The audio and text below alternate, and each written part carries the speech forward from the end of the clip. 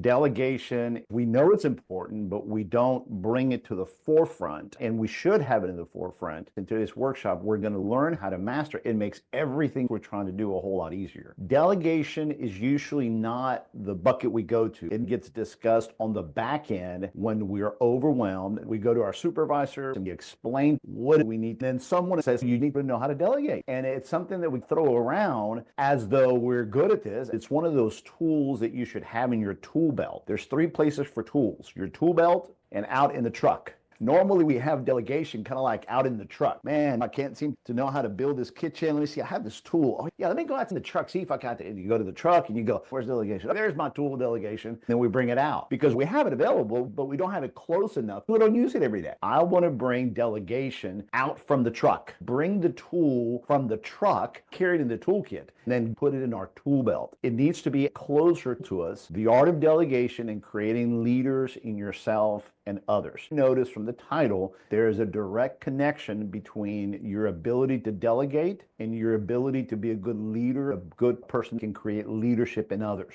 Some people are not good or willing to teach others. Delegating, by the way, is just another synonym of empowering. Delegating is a function of empowerment. Empowerment is the byproduct of good delegation, so they go together. When you delegate, you're increasing your leadership skill in yourself, and by your team watching you delegate, they will pick up on the facts. Some by watching, others pick up by being told, others pick up by being trained, others pick it up by being corrected. Nonetheless, everyone picks up that they're seeing you duplicate yourself in others. And then there's that 30% that want to know how to do it. They may not know they want to have the skill, and you tap into them to learn to delegate. Saves you time. It's tied into leadership. You cannot be a good leader if you don't delegate. A good leader has to be able to duplicate themselves in one person, in a second person, in a third person, and then teach those 3 people how to create a 4th person, and how to get those 4 people to create a 5th, how to get those 5 people to create a 6th person, have people under them. Growth depends on where your company needs to grow, whether it's horizontally, that they want and need your team to grow wideward, or they need for your team to grow downward. And that's all really relevant to where the goals are. What is delegation of authority? A simple definition: delegation is the process of assigning tasks, authority, and responsibility from a manager or supervisor to another employee or team member, whether it's to the side or below, meaning a peer or somebody else. It allows the manager to focus on other priorities while maintaining ultimate accountability and oversight for the delegated task. I work on many teams for different organizations, and in one particular team, I'm the team leader. It's a nonprofit organization. It's a committee and there's about 7 or 8 people, and there's 2 individuals that are like my team leaders, like my assistants. About a month ago, I asked one of them if they would be willing to assist with a particular small project that required probably 2 or 3 people, and I went to him, and he said, oh, no problem. I'll talk to the team. A week went by, nothing happened. The 3rd week, I got concerned because it needed to be done by the 4th week. I checked with him, and I said, no, I'm so sorry. I'll take care of it. I said, let's say his name is Craig. Craig, I hear you, but I'm not wanting you to do it. I'm wanting you and a couple of others to do it because I don't need them to see you stuck with tasks like that. See your leadership and ability to gather a group and get others involved, because we got to be careful that 80% of the work doesn't just fall on 20% of us. Go ahead and send out an email or group me and get a couple folks involved. All right. He contacted me about 2 days before the task was due, and he said, man, I'll get it. I'll take care of it. Now he got on time for me to pass it to the people above me. Does Craig know how to delegate in the example I gave? You see the problem? It's almost like he'd rather just do it himself just to get it done versus asking other people to help or delegating certain tasks to complete the project. It's more comfortable just doing it and get it out the way. He may have already knew their plate was full and didn't want to give them additional tasks, and it was just easier for him to complete it. And what else could have happened? He could have lost sight of it. It got away from him, right? Yes. That's what happened. It got away from him. He was traveling. He got busy. This is a volunteer organization, so I can understand. Now, back to likes to do it himself. Yes, he's that person.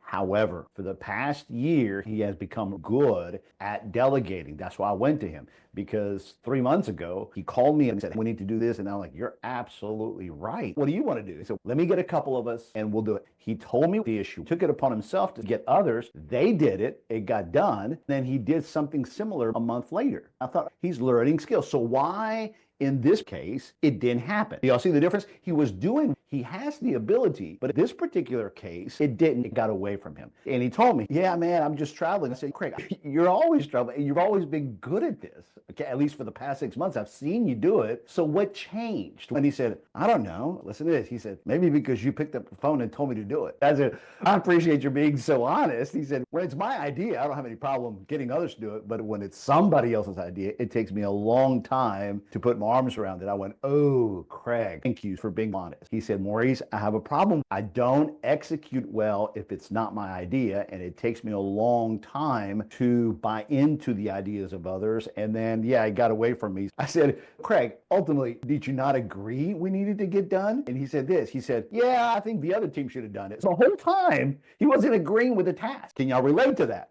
Delegation has to be clearly communicated. What are your thoughts? Tell me in a couple days, because I really need us to make a decision and execute this together. I want it to be your idea too, so give me your thoughts about it. And how about we talk Wednesday and let's make a decision on Wednesday, and then it'll be both me and your idea, and then you'll get on it. See, if we don't have that conversation, Maurice is one I tend to delegate very fast. I come to you with my idea, with my issue, with my problem, or what I want to see things happen, and I tend to put it on you. I tend to say, hey, Jill, we ought to do this. I forgot we needed pictures for the newsletter or for marketing. I forgot to assign pictures, and the event is tomorrow. I know you're not going to be there, but can we have somebody else do the pictures? It's all about the approach. Delegating has to be sold. Your style is important, but it has to happen. The job has to be transferred to allow me to do something else. In this definition, let me show you the practical outworking. It's duplicating and growing. The first paragraph is to duplicate, and the second is to grow. If you're not able to get your tasks that you need to be done on a more consistent basis, then your supervisors above you are going to know and can tell you're going to be stuck. So you're not going to be able to grow. All right. It looks like this. Write down, duplicate, and grow. Draw some diagrams. Delegation is sideways to peers and downward. As you create this movement, either to your peers or to downward motion, you should be relieving that task or responsibility from your to-do list. It should give you relief, but then you have to make sure it happens. And this is where we are oftentimes not good at delegating because it didn't get done. We throw our hands up going, it didn't work. So I should have just been able to delegate. It should have never had to come back to me, and I should have been able to move on. Yes, that's the goal, but to get there, you have to take steps to make sure it stays with the other person. Draw these into your diagram, and I'm going to send you a copy of this so you guys can see the difference here. See the difference in this step that just happened. Before, it was me delegating. Watch this phenomenon. Boom. One of your peers or one of the people that you've delegated to, they're now delegating to somebody else, and they're teaching them how to do it. This is where you want to get to. As you're building a team and you build it to one person, you want to build it to two people, want to build it to three, you should have somebody good at this. Now, what if you already have 5 people? You need one team member good at this step. Otherwise, you're going to get stuck with having to train every single person,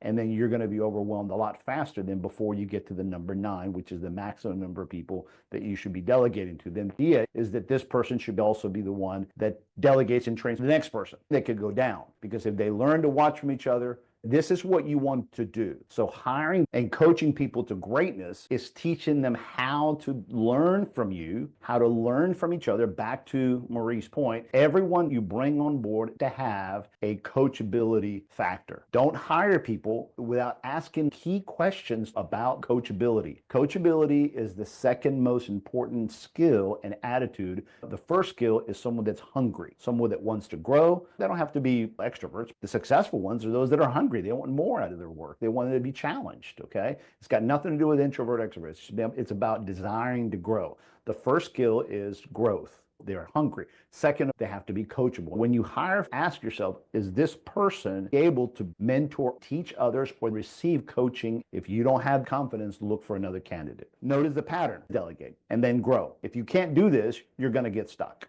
I'll delegate something, but I can tell they're not quite sure they know what to do, but they won't ask. So I make that a constant thing with us. If you get stuck, come back. We'll work on it. So they've gotten a lot better. People will not tell you if they're stuck, even though they're stuck. always assume people are going to get stuck. You have to have a check-in, and you have to have a proactive check-in and say, all right, so how's it going? Good. How's it going? Oh, it's going good. Okay, good. Let me see. You want them to show you. You're not trying to micromanage. All right, so where are you at? Are you having any problems with, and then call out things. You remember when you hit F4? Remember, it's not just F4. You got to press Control F4, because if you don't press Control F4, it's not going to copy the formula to the next field, and then you're going to duplicate. Oh, that's right, it's Control 4. They would have never told you had you not checked in, but it's got to be in a very informal mentoring approach.